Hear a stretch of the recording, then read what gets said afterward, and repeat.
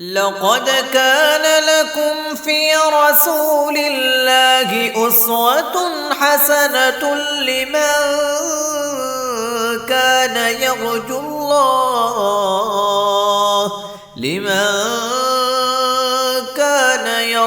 الله واليوم الآخر وذكر الله كثيرا. اما بعد، صحیح البخاری کتاب الایمان باب نمبر 25 حدیث نمبر 35 باب قیام لیلۃ القدر من الایمان. گزشتہ چند ابواب میں امام بخاری رحمہ اللہ نے نفاق کی علامات اور اس کی قباحت بیان کی تھی جو ایمان کے اندر کمی کا سبب بنتی ہیں. نفاق کی علامات ایمان کے اندر کمی کا سبب اور ایمان کے اندر نقص کا سبب پیدا کرتی ہیں، حتیٰ کہ اگر ان کمیوں کوتاہیوں کو عیوب کو چھوڑا نہ جائے، ایک وقت ایسا بھی آتا ہے کہ وہ ایمان کو بالکل کمزور ترین کر دیتی ہے. اب امام بخاری رحمہ اللہ ایمان کا اندر حسن، خوبصورتی پیدا کرنے والی چیزیں اور جن کی وجہ سے ایمان کے اندر خوبصورتی پیدا ہوتی ہے، اس کی علامات وہ بیان کرنا چاہتے ہیں تاکہ یہ ثابت ہو جائے کہ ایمان کے اندر کمی بھی ہوتی ہے اور زیادتی بھی. اگر نفاق والے اعمال کرنے سے ایمان کے اندر کمی ہوتی ہے تو اسلامی تعلیمات کی روشنی میں خوبی اور حسن والے کام کرنے کی وجہ سے ایمان کے اندر زیادتی اور بڑھوتی بھی ہوتی ہے. فرمایا کہ باب قیام لیلۃ القدر من الایمان. باب ہے کہ لیلۃ القدر، رمضان کی لیلۃ القدر کے اندر قیام کرنا یہ بھی ایمان میں سے ہے. قیام اللیل یہ ایک عمل ہے جو ایمان میں سے ثابت کیا ہے. اس سے یہ بھی امام صاحب ثابت کر رہے ہیں کہ اعمال یہ ایمان کے اندر شامل ہیں، جس طرح کہ پہلے بھی کئی ایک ابواب کے اندر یہ چیز ثابت کی. اور یہ بات بھی واضح ہے کہ جب قیام رمضان یہ عمل ہے اور ایمان میں شامل ہے، اور یہ تمام کا قیام ایک جیسا نہیں ہوتا. بعض کا قیام معمولی قسم کا، بعض کا متوسط قسم کا، اور بعض کا بہت اعلیٰ قسم کا ہوتا ہے. تو جب قیام ایک جیسا نہیں تو قیام رمضان یہ ایمان میں سے ہے تو ایمان بھی ایک جیسا نہیں ہوگا، ایمان کے اندر بھی کمی بیشی ہوگی. قال حدثنا ابو الیمان قال اخبرنا شعیب قال حدثنا ابو الزناد عن العارج عن نبی ہریرہ رضی اللہ عنہ قال قال رسول اللہ صلی اللہ علیہ وسلم من یقم لیلۃ القدر ایمانا واحتسابا غفر له ما تقدم من ذنبه. سیدنا ابو ہریرہ رضی اللہ تعالیٰ عنہ فرماتے ہیں کہ رسول مقبول صلی اللہ علیہ وآلہ وسلم نے فرمایا من یقم لیلۃ القدر، جو انسان بھی قیام کرے لیلۃ القدر میں، لیلۃ القدر کا قیام کرے ایماناً، اس حال میں کہ دل میں ایمان ہو، صحیح ایمان کے ساتھ، احتساباً اور ثواب کی نیت سے. یہ دو شرطیں ہوں کہ ایمان بھی ہو اور ثواب کی نیت بھی ہو. اگر ایمان ٹھیک نہیں یا ایمان ناقص ہے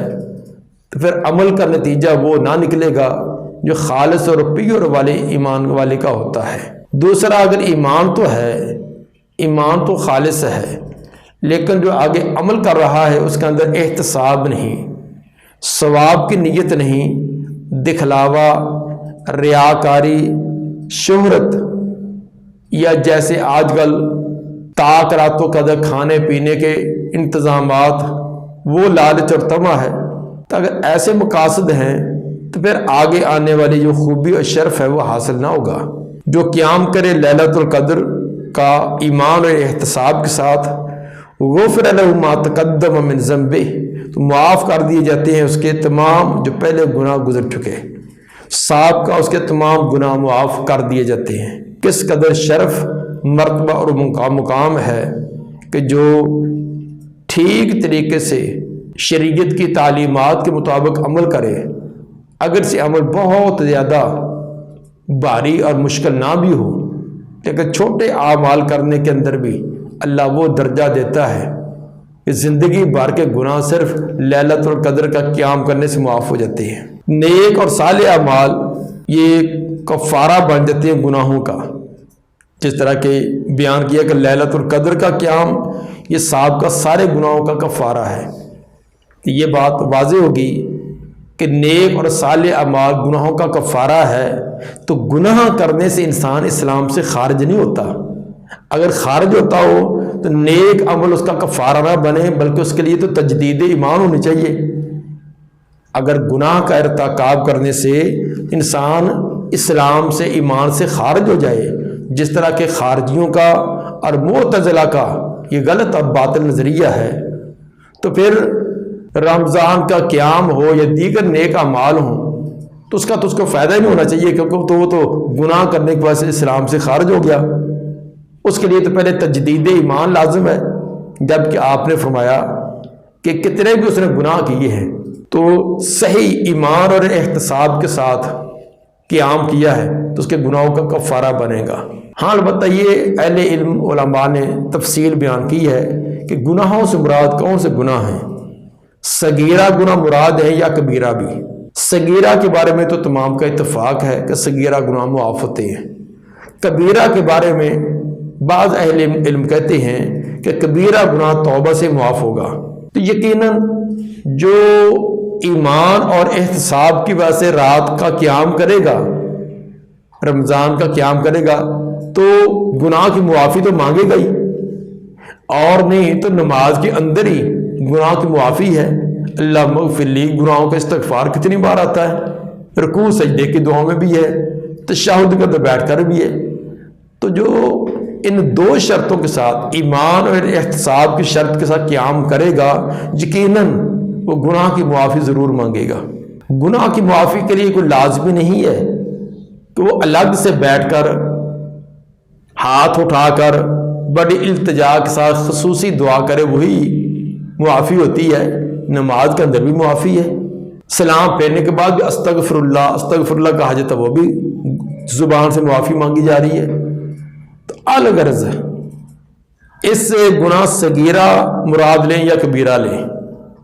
تو قیام رمضان جو یہ دونوں قسم کے گناہوں کا کفارہ بنے گا، کیونکہ اس کے اندر توبہ استغفار تو لازمی آئے ہی گی۔ تو ثابت امام بخاری اس سے یہ کرنا چاہتے ہیں کہ جس طرح عمل کو ثابت کیا کہ اعمال جو ہے یہ ایمان میں شامل ہیں، اور یہ بھی ثابت کیا کہ ایمان کے اندر کمی بیشی ہوتی ہے، کیونکہ یہ رمضان قیام تمام کا ایک درجے کا نہیں، اور ساتھ ہی ساتھ خارجیوں اور معتزلہ کا رد بھی کر دیا جو گناہ کا ارتکاب کرنے والوں کو اسلام سے خارج کر کے بیٹھ جاتے ہیں، بلکہ ثابت کیا کہ گناہ اور معصیت یہ اسلام سے خارج نہیں کرتی، بلکہ انسان اسلام کے دائرے میں رہتا ہے۔ باب نمبر 26، باب الجہاد من الایمان، باب ہے کہ جہاد یہ بھی ایمان میں سے ہے۔ لیلۃ القدر پیچھے بیان کیا، اور آگے بھی لیلۃ القدر کی فضیلت ہے یا رمضان کی فضیلت ہے، تو درمیان میں جہاد کا تذکرہ بھی کر دیا، کیونکہ جو جہاد کے بھی تو مختلف درجے ہیں۔ آخری درجہ قتال فی قتال ہے، اس سے پہلے اپنے نفس کے ساتھ جہاد ہے، زبان سے جہاد ہے، قلم سے جہاد ہے، ہاتھ سے جہاد ہے۔ تو جہاد کے مختلف درجے ہیں، تو قیام رمضان کرنا یہ بھی ایک جہاد ہے، ایک محنت اور مشقت طلب کام ہے۔ جیسے جہاد کے اندر ایک مشقت برداشت کرنا ہوتی ہے، یہ الگ بات کہ جہاد کی محنت اور مشقت وہ آخری درجے کی، بہت اعلیٰ درجے کی، لیکن اس درجے کو وہی پائے گا جو قیام رمضان، قیام لیل جیسی مشقتیں برداشت کرنے والا ہو۔ تو جو رات کو اللہ کے دربار میں کھڑے ہونے والا، اپنے نیندوں کو قربان کرنے والا ہے، تو جان کی قربانی بھی وہی پیش کرے گا۔ فرمایا کہ باب الجہاد من الایمان، جہاد یہ بھی ایمان میں سے ہے، اور یہ بات واضح ہے کہ جہاد عمل ہے۔ تو جب جہاد ایمان میں سے ہے، جہاد عمل ہے، تو ثابت ہوا کہ اعمال یہ ایمان کے اندر شامل ہے۔ اور یہ بھی کہ تمام کے جہاد ایک درجے کا نہیں ہوگا، ایک اپنی جان اور مال سب کچھ قربان کر دینے والا ایک مال کی تو قربانی دیتا ہے لیکن جان کی قربانی دینا اس کے لیے مشکل ہے، ایک ہے جو اپنی جان بھی دے گیا ہے، اور دوسرا جو وہ کوشش میں تو آد لیکن صحیح سلامت واپس بھی آ گیا ہے، اور صرف واپس اکیلا ہی نہیں مالک غنیمت بھی آ گیا ہے۔ تو صاحب دار کو جو اللہ کے راستے میں شہید ہو گیا ہے اس کے درجے کو وہ تو نہیں پائے گا جو واپس آ گیا ہے، دونوں کے درجے مختلف ہوں گے۔ اس سے یہ بھی ثابت کیا کہ جہاد جیسے اعمال یہ ایمان کا حسن اور خوبی پیدا کرنے والے ہیں، تو عمل بھی ایمان کا شامل بھی ہوا، اور جہاد کے درجات ہوتے ہیں، ایمان کے درجات بھی ثابت ہوئے۔ اور اسی طرح اگر کوئی اس کے گزشتہ گناہ ہیں تو جتنا دیگر اعمال، رات کا قیام، رمضان کا قیام، اگر یہ گناہوں کا کفارہ بنتا ہے تو جہاد فی سبیل اللہ یہ اس کے گناہوں کا کفارہ نہ بنے گا، بلکہ اس کے تو خون کا قطرہ گرنے سے ہی پہلے سارے گناہ معاف ہو جاتے ہیں۔ یہ تمام کے تمام ایمان کے اندر خوبی اور حسن پیدا کرنے والی چیزیں ہیں۔ قال حدثنا حرمی بن حفص قال حدثنا عبد الواحد قال حدثنا عمارہ قال حدثنا ابو زرعہ بن عمرو بن جریر قال سمعت ابا ہریرہ۔ عبد الواحد سے مراد عبد الواحد بن زیاد بصری ہے، اور عمارہ سے مراد عمارہ بن کا زبی ہے۔ قال سمعت ابا ہریرہ، میں نے سیدنا ابو ہریرہ رضی اللہ تعالیٰ عنہ کو یہ فرماتے ہوئے سنا، ان النبی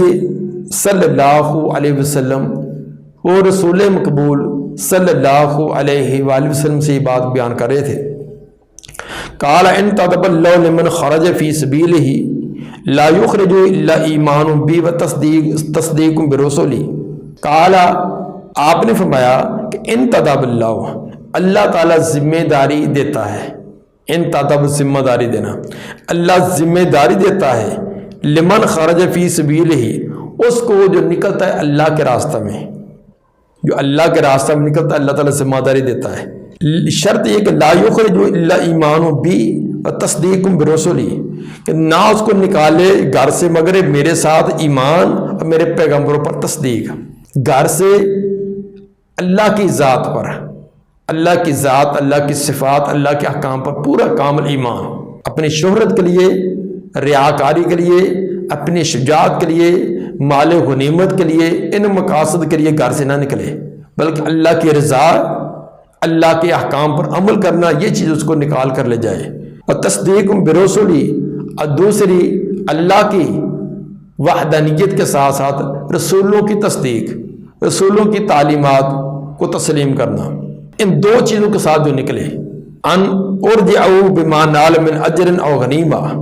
تو اللہ فرماتا ہے کہ میں اس کی ذمہ داری دیتا ہوں اس بات کی کہ وہ میں لٹاؤں گا اس کو، جو کچھ پائے گا، جو حاصل کرے گا، اجر بھی او غنیمت یا مال غنیمت، اجر یا مال غنیمت، او ادخلہ الجنہ، یا پھر میں اس کو جنت میں داخل کروں گا۔ جہاد کے لیے نکلا ہے، صاف ظاہر ہے دو ہی نتیجے ہوں گے، یا تو شہید ہو جائے گا، شہید ہو گیا تو اس کے لیے تو گارنٹی مل گئی کہ اللہ فرماتے کہ میں اس کو جنت میں ادخلہ الجنہ، اس کو جنت میں داخل کروں گا، یہ اللہ ضمانت دیتا ہے۔ اگر شہید نہیں ہوا، زندہ واپس غازی بن کر آیا ہے، تو پھر اس کے آگے دو صورتیں ہوں گی، یا تو خود واپس آیا ہے اور کچھ مال غنیمت بھی ملا ہے، یا اکیلا واپس آیا، مال غنیمت نہیں ملا۔ اگر مال غنیمت بھی مل گیا ہے، یہ تو اللہ نے آخرت کے درجات کے ساتھ ساتھ دنیا بھی اس کو دے دی ہے، تاکہ دنیا کے دن بھی اچھی حالت میں بسر کر سکے۔ اگر بالفرض مال غنیمت نہیں بھی ملا تو خود خیر و سلامتی سے واپس آ گیا ہے، تو اجر و ثواب سے محروم نہیں، اللہ کے ہاں اس کا بھی اجر کثیر، اجر کبیر جو ہے وہ درج ہو چکا ہے۔ ان ارجعہ بما نال من اجر، کہ میں لٹاؤں گا اس کو جو کچھ وہ حاصل کرے گا، اجر او غنیمت یا مال غنیمت، او ادخلہ الجنہ، یا میں داخل کر دوں گا اس کو جنت میں۔ اس کے یہ بیان فرمانے کے بعد نبی صلی اللہ علیہ وآلہ وسلم نے جہاد کی فضیلت، اس کے اندر شرکت، اس کے لیے محنت اور کوشش کرنا، اس کی فضیلت اور واضح کرتے فرمایا ولولا ان اشک علی امتی، اگر نہ ہوتی یہ بات کہ میں مشقت ڈال دوں گا اپنی امت پر، میری امت پر مشقت ہوگی، تنگی ہو جائے گی، ما قعدت تو خلف سریۃ، تو نہ میں پیچھے بیٹھتا کسی بھی سریہ سے، کسی ایک لشکر سے میں پیچھے نہ رہتا،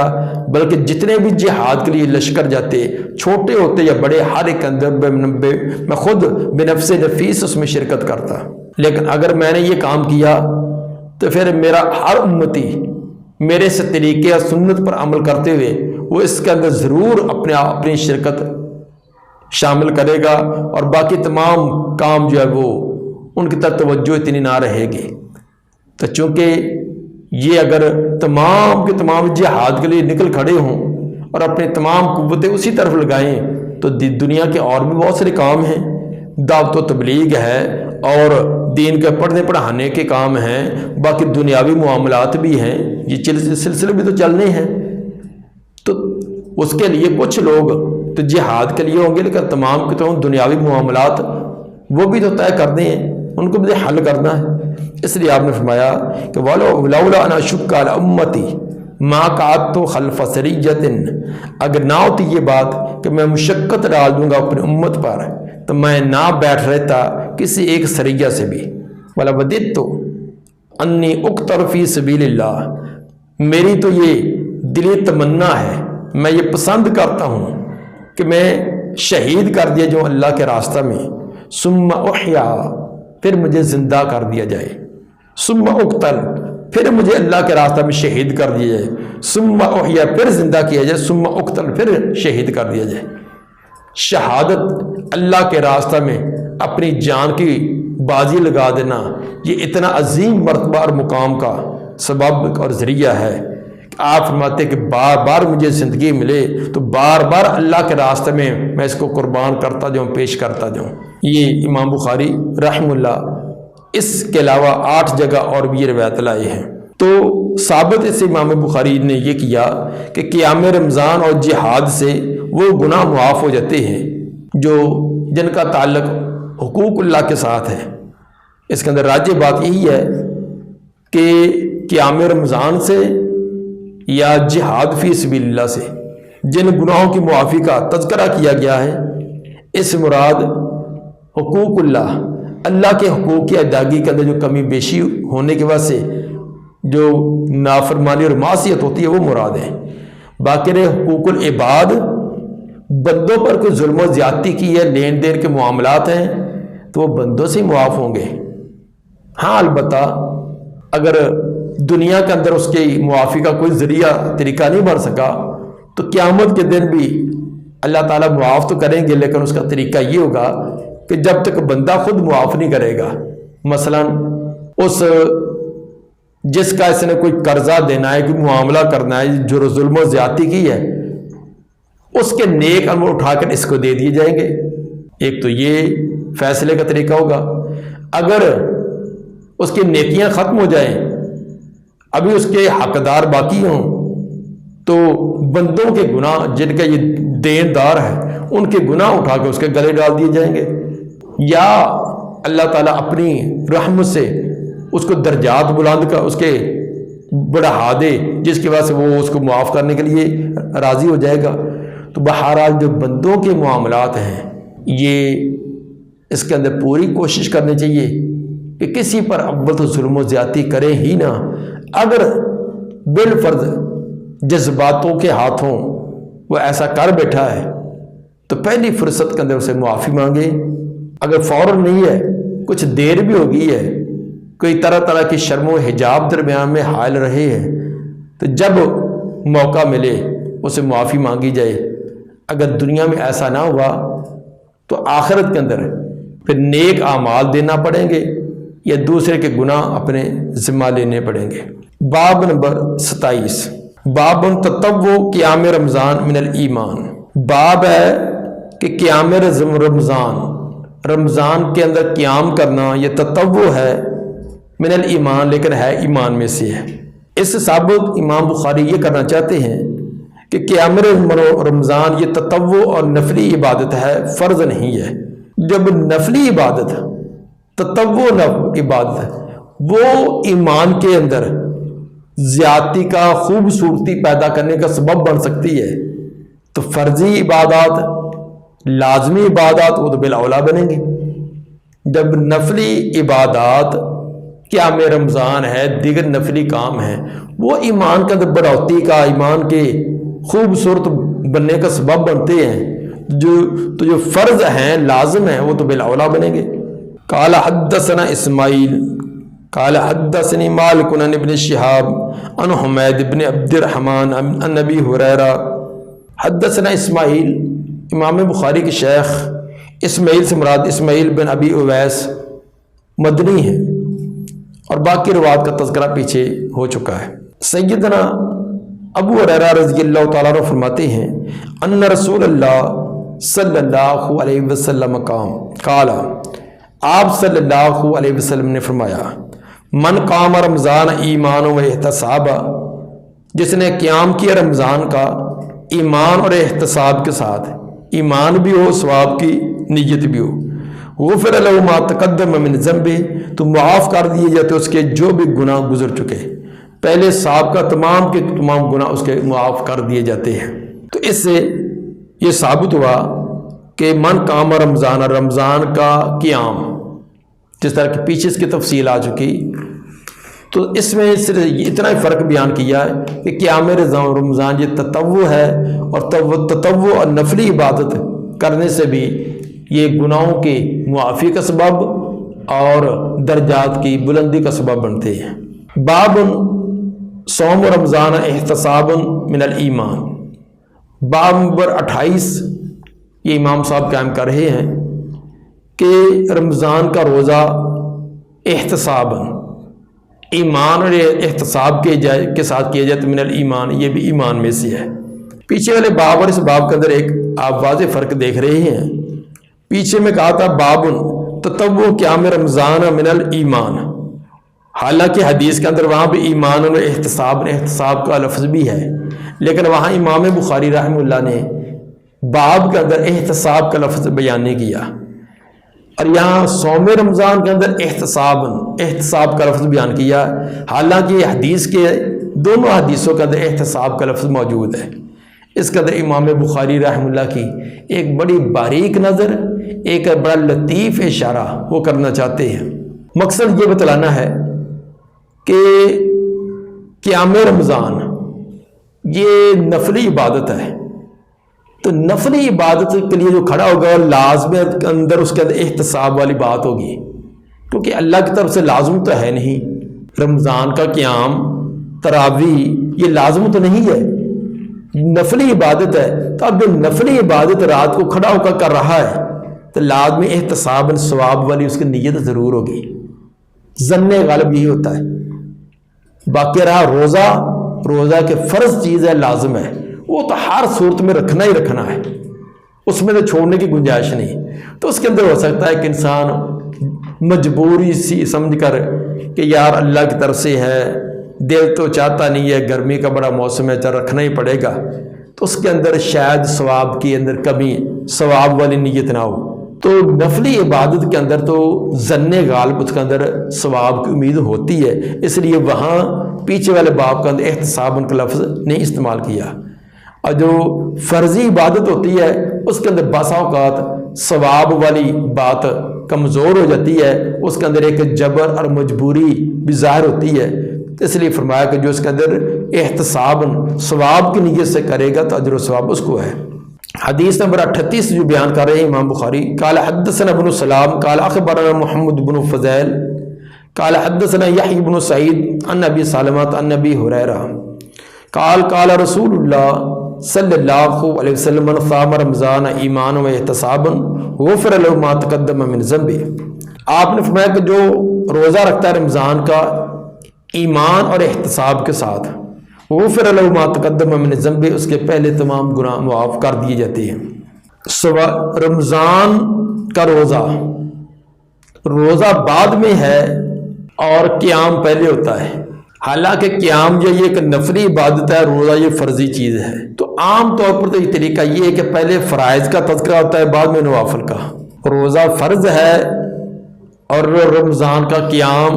جس کو ہمارے عرف عام میں تراویح کہتی ہیں، یہ نفلی عبادت ہے۔ تو چاہیے تو یہ تھا کہ پہلے رمضان کا تذکرہ ہوتا، رمضان کے روزے کا تذکرہ ہوتا، بعد کے اندر تراویح کا، قیام رمضان کا تذکرہ ہوتا۔ لیکن امام بخاری رحمہ اللہ نے پہلے قیام رمضان اور بعد کے اندر صوم رمضان کا تذکرہ کیا۔ اس کے اندر امام صاحب کئی ایک باتوں لطیف انداز کے اندر اشارہ فرمانا چاہتے ہیں۔ ایک تو اس کی جو وجودی شکل ہے اس کے اعتبار سے کہ پہلے رات کا قیام ہوتا ہے،